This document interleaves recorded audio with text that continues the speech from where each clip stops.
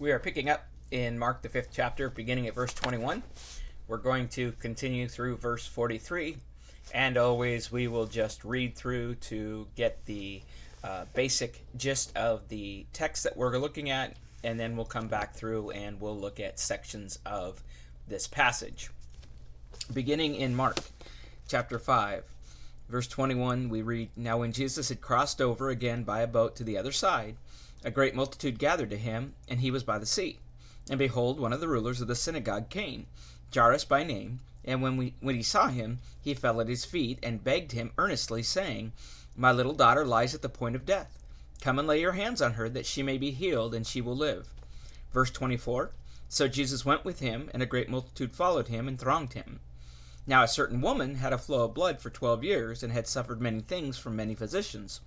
She had spent all that she had, and was no better, but rather grew worse." Verse 27, "When she heard about Jesus, she came behind him in the crowd, and touched his garment. For she said, 'If only I may touch his clothes, I shall be made well.' Immediately the fountain of her blood was dried up, and she felt in her body that she was healed of the affliction." Verse 30, "And Jesus, immediately knowing in himself that power had gone out of him, turned around in the crowd and said, 'Who touched my clothes?'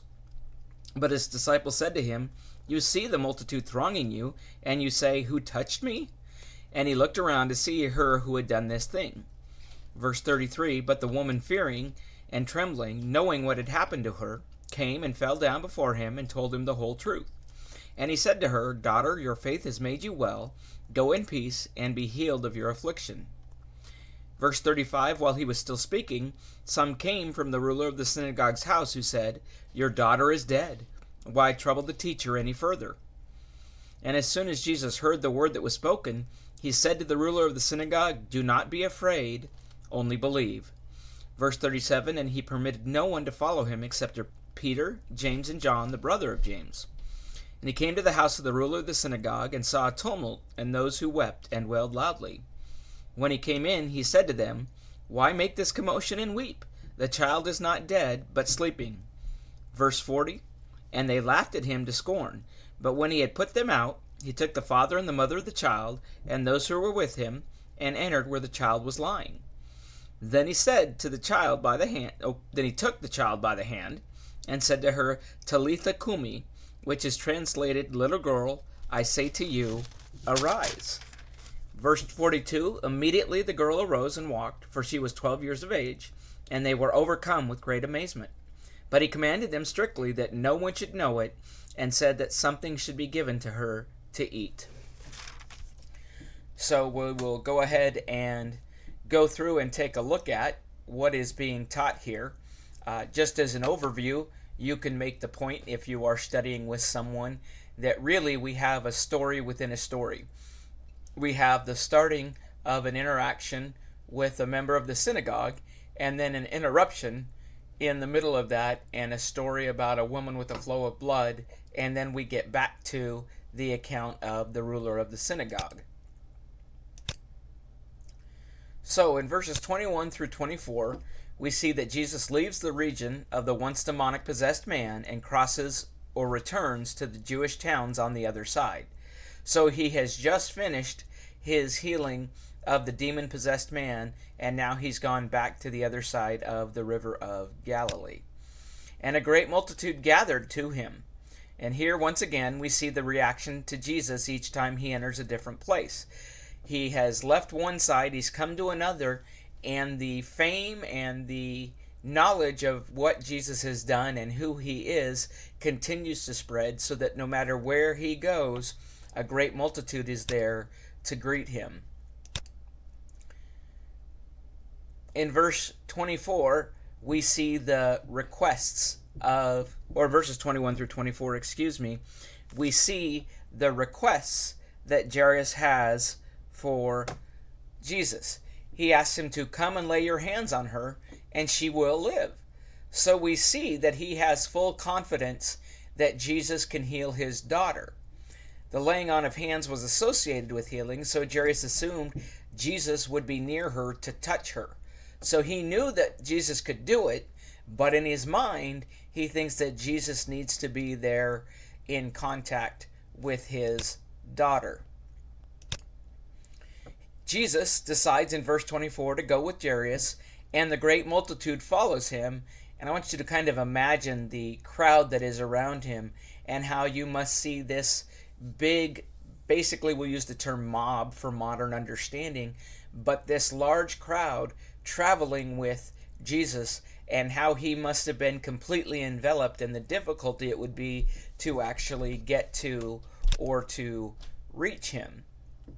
In verses 25 through 34, we have the statement that a certain woman who had a flow of blood for 12 years. And so this is describing the person that Jesus is encountering, and what we see is someone who has suffered many things from many physicians. She has actually, over the past 12 years, spent all that she has, and instead of getting better, she's getting worse. But she has heard about Jesus, and she's going to make her way through this crowd to try and touch his garment. So again, here's someone who's tried all of the earthly ways that we understand to get healing. She has had no luck with these doctors. She's continuing to get worse, but she believes in the power of Jesus to heal, and so she's going to try to get to him and try to make through her way through this large crowd. She believes that all she needs to do is touch his clothes and she will be made well. She doesn't believe that he has to do anything such as laying his hands on her or speaking anything. She believes that if she touches his garment, she will be made well. And immediately upon doing so, she can feel that she's been healed. She doesn't say anything to Jesus. Jesus doesn't say anything to her. He doesn't address her as he usually does in the miracles in which he performs. But immediately, by touching his garment, a miracle occurs and she feels herself completely healed. At this point also, Jesus recognizes the power has gone out of him. Jesus knows that something has happened. Jesus knows that the power that he possesses to heal has been removed from him. Not his ability to do so, but the power that he has, the power that comes from him, has gone out from him. And so he wants to know, who touched my clothes? Who is it that has done this? Now, there's a couple of points we can make, and I don't believe that it's a situation where the all-knowing Christ doesn't know who has done this, but I believe it's a teaching opportunity, and I believe based on how Jesus acts and how Jesus works that he is trying to create a scenario in which he can teach.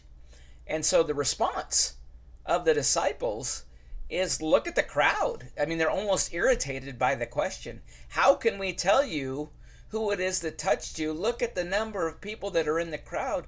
Look at the sheer number of people who have probably touched you.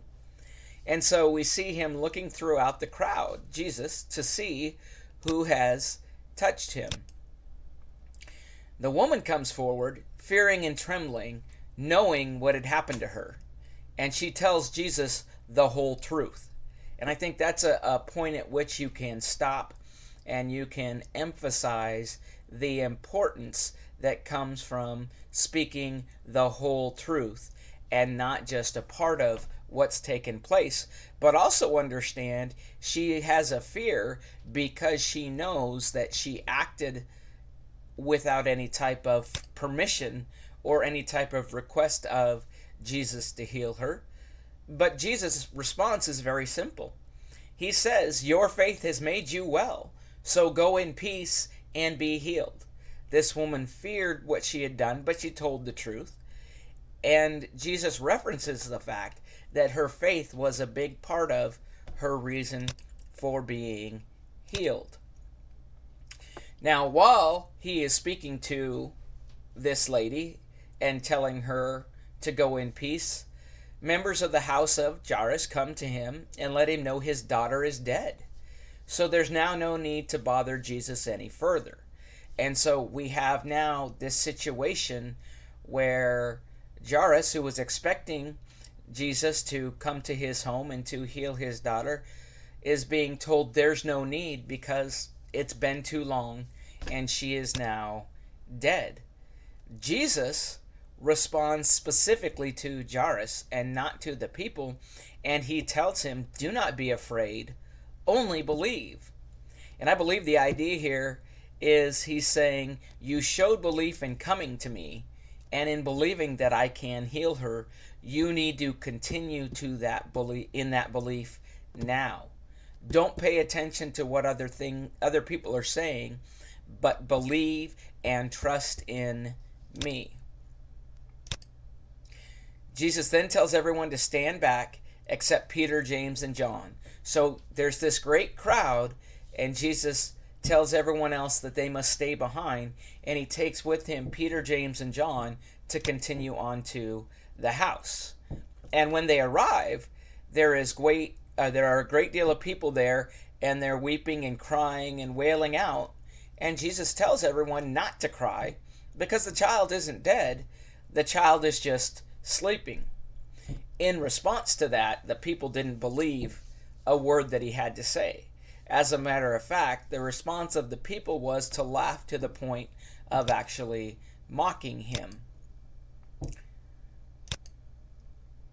And so Jesus then sends everyone that's there out. So these people that are at the house that have mocked and laughed at him, he sends everybody else out except the girl's parents and the 3 men that he had with him. And he takes the child by the hands and he says to the girl, I say to you, arise. And immediately the girl arises and walks. And we know that there was great amazement in the fact that she was able to rise. And Jesus then tells the people that they should tell no one. So he doesn't want news of this miracle told to everyone. Now, ultimately, they're going to find out anyway when they see her walking. But Jesus' command is, don't tell anyone, just go and get her something to eat. And that is where we will end this particular study and this particular recording. Again, just basically looking at what has taken place and looking at what Jesus has done throughout his time in Mark chapter 5, and really in 3 different forms of miracles.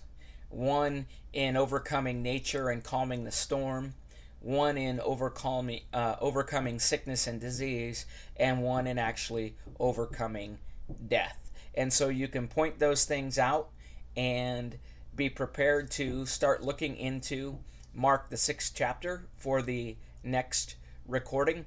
But I would encourage you in the meantime, go back and review the things that have been said here. Again, I appreciate everybody's time and listening. Thank you.